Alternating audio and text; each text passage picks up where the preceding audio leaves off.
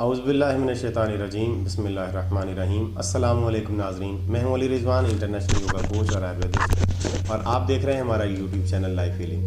नाज़रीन, दुनिया में सबसे ज़्यादा जो बड़ी बीमारी पाई जाती है वो कब्ज़ है। इस वक्त भी 7 अरब इंसानों में से 4 अरब इंसान शदीद कब्ज़ का शिकार है, और बाकी जो 3 अरब हैं वो भी इससे बचे हुए नहीं हैं। दुनिया में चंद इंसान ही होंगे कि जो कब्ज़ के बगैर ज़िंदगी गुजारते हैं। कब्ज़ बज़ाते ख़ुद एक बीमारी नहीं है, ये फ़ितरी तर्ज़ ज़िंदगी के असूलों की ख़िलाफ़ वर्जी का नतीजा है।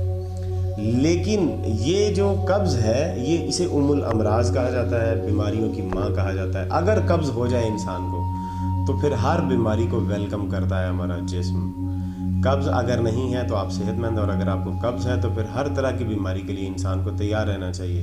ये कब्ज़ इंसान को कैंसर, शुगर, फालज, आर्थराइटिस, डिप्रेशन और जिस्म के बाकी गुर्दे, मैदे, जिगर, आंतों और दिल के तमाम अमराज की वजूहात ये कब्ज़ ही बनती है। लिहाजा इस कब्ज़ से बचना और इसको समझना बहुत ज़्यादा ज़रूरी है। आज हम कब्ज़ की अलामात पर बात करेंगे कि कैसे पता चले कि कब्ज़ है। नाज़रीन, जब हम ये बात करते हैं, मैंने अक्सर देखा है लोग मेरे पास इलाज के लिए आते हैं, और जब हम उनको पूछते हैं कि आपको कब्ज़ है तो वो फ़ौरन सारे लाते हैं कि नहीं, मुझे कब्ज़ नहीं है।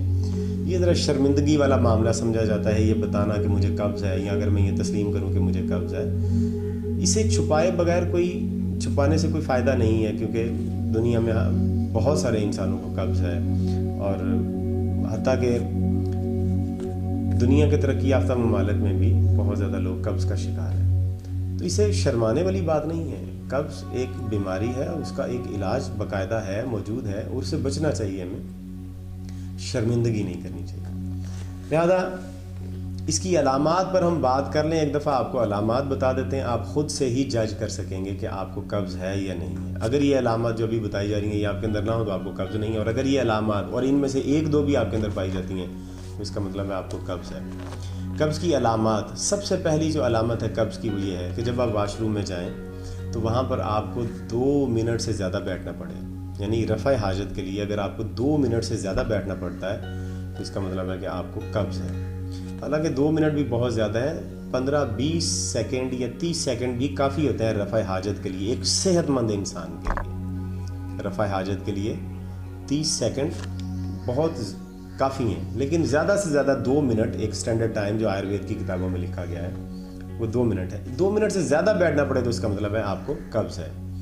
दूसरी बात यह है कि अगर पखाना आपको रुक रुक के आए, दिन में 4-5 बार रुक रुक के थोड़ा थोड़ा करके पखाना है तो इसका मतलब है कि आपको कब्ज़ है। अगर आपके पखाने का रंग बहुत ज़्यादा गाढ़ा है या बहुत ज़्यादा सफ़ेद है तो इसका मतलब भी है कि आपको कब्ज़ है। हाँ, इसके साथ ये भी डिपेंड करता है कि आपने ग़िज़ा किस तरह की खाई है। अगर आपने ग़िज़ा किसी गाढ़े रंग की ग़िज़ा खाई है, मतलब सब्ज़ियाँ खाई हैं आपने, तो फिर ज़ाहिर बात है पखाने का रंग भी ऐसा होगा। और अगर आपने चावल खाए हैं या कोई और इस तरह की दही दूध वगैरह इस्तेमाल किया तो पखाने का रंग सफ़ेद भी हो सकता है। लेकिन अगर मुसलसल ही पखाने का रंग आपका बहुत गाढ़ा आ रहा है तो इसका मतलब है कि आपको कब्ज़ है। अगर आपके पखाने में से आपको स्मेल आती है, शदीद स्मेल आ रही है, तो इसका मतलब है कि कब्ज़ है, क्योंकि ये पखाना जिस्म के अंदर बहुत दिन पड़ा रहा है और इसमें स्मेल पैदा हो गई। इससे अगली अलामत यह है कि अगर पखाना बहुत ज़्यादा पतला आ रहा है तो भी कब्ज़ है। पतला पखाना आना भी कब्ज़ की अलामत है। कब्ज़ का मतलब यही नहीं होता कि पखाना नहीं आ रहा। कब्ज़ का मतलब है कि आपका मैदा और आंतें वो कब्ज़ा करके बैठी हैं, कब्ज़ कर लिया उन्होंने उस पखाने को और उस ग़िज़ा को जो अंदर गई थी, वो उसे हज़म नहीं कर पा रहे। कब्ज़ की अगली अलामत यह है कि अगर आपको तहारत करते वक्त आपके हाथ पर पखाना लगे तो इसका मतलब है कि आपको कब्ज़ है। साफ़ सुथरा, अगर मुकाम पखाना साफ़ सुथरा हो तहारत करने के वक्त आप जब हाथ लगाएं तो इसका मतलब है कि आपको कब्ज़ नहीं है। अगर फ्लश पर आपके पखाने का निशान बनता है तो इसका मतलब है तब भी आपको, यानी पखाना किया आपने और उसमें आपने पानी बहाया और फ्लश के ऊपर कुछ निशान लगा रह गया या कुछ पखाना चिमटा रह गया, वहाँ पर चिमट गया, तो इसका मतलब है कि आपको कब्ज़ है। सेहतमंद जिस्म का पखाना किसी जगह पर चिमटता नहीं है, हाथों को नहीं लगता, मुकाम पखाना पर भी नहीं लगता और फ्लश पर भी निशान नहीं बनाता। जो पखाना फ्लश के साथ चिमट गया है वो अंदर आंतों के साथ भी चिमट रहा है और वहाँ पर चिमटते हुए अपनी तय मोटी करता जाएगा और आंतें ख़राब होती जाएंगी और जिस्म के लिए शदीद बीमारियों वाली कैफियत पैदा हो जाएगी। اگر آپ کو مرچ مسالے دار اور تلی بھنی غذائیں کھانے کو زیادہ سے زیادہ دل کرتا ہے تو اس کا مطلب یہ ہے کہ آپ کو قبض ہے، کیونکہ یہ بہت زیادہ مرچ مسالے دار اور تلی بھنی غذائیں معدوں کو خراب کر دیتی ہیں اور اسے قبض ہو جاتی ہے، اور پھر بار بار اسی طرح کی غذائیں کھانے کو دل کرتا ہے۔ یہ قبض کی ایک بڑی علامت ہے۔ اگر آپ کا پیٹ سینے سے باہر نکلا ہوا ہے، یعنی آپ کا سینہ یہ سیدھا ہے اور پیٹ اس سے تھوڑا سا باہر نکلا ہوا ہے، تو اس کا مطلب ہے آپ کو قبض ہے۔ اور اگر پیٹ بہت زیادہ باہر نکلا تو اس کا مطلب آپ کو شدید قبض ہے۔ موٹاپا بھی قبض کی وجہ سے ہی ہو رہا ہے۔ اگلی بات، اگر آپ کے سر کے بال جھڑ رہے ہیں یا آپ کے سر کے بال آپ کا سر گنجا ہو گیا تو اس کا مطلب ہے کہ آپ کو شدید قبض ہے۔ قبض کی وجہ سے ہی یہ سارا معاملہ ہوا ہے۔ اگر آپ کو شوگر، فالج یا بلڈ پریشر یا کوئی اور مرض ہو تو اس کی وجہ بھی قبض ہی ہے۔ یہ ساری علامات میں نے آپ کو بتا دیں جن کی وجہ سے قبض ہوتی ہے، لہذا ان کو سمجھنے کی ضرورت ہے۔ قبض کی علامات میں نے آپ کو بتا دی ہیں، اس کی وجوہات ہم اگلی ویڈیو میں بتائیں گے، اور اس کے علاج کے لیے ایک الگ ویڈیو بنائیں گے، کیونکہ ایک لمبا موضوع ہے، ایک ہی ویڈیو میں ہم اس کو کور نہیں کرنا چاہتے تاکہ آپ تسلی سے ایک ویڈیو کو دیکھ سکیں۔ لہذا یہ علامات ہیں جو قبض کی ہیں، میں نے آپ کو بتائی ہیں۔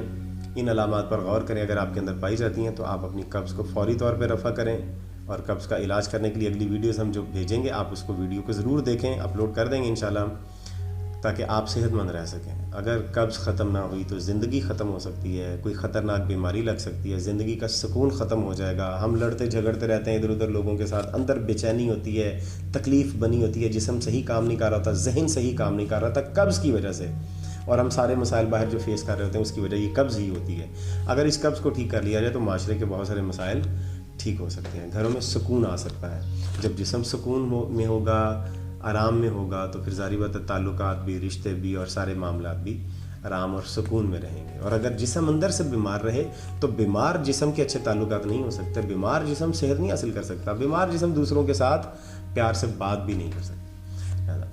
امید کرتے ہیں کہ آپ کو آج کی ویڈیو بہت پسند آئی ہوگی، اس کو خود بھی دیکھیں، اپنے رشتہ داروں کو، فیملی کو، سب کو دکھائیں تاکہ وہ بھی اپنا علاج اس سے کر سکیں اور اپنا ایکسیس کر سکیں کہ ان کو قبض ہے یا نہیں ہے۔ اور اس کو اپنے واٹس ایپ گروپس میں اور فیس بک پر شیئر کریں، اور آنے والی ہماری جو قبض کے متعلق باقی ویڈیوز ہیں ان کو بھی ضرور دیکھیں۔ تب تک کے لیے ہمیں اجازت دیجیے، خدا حافظ۔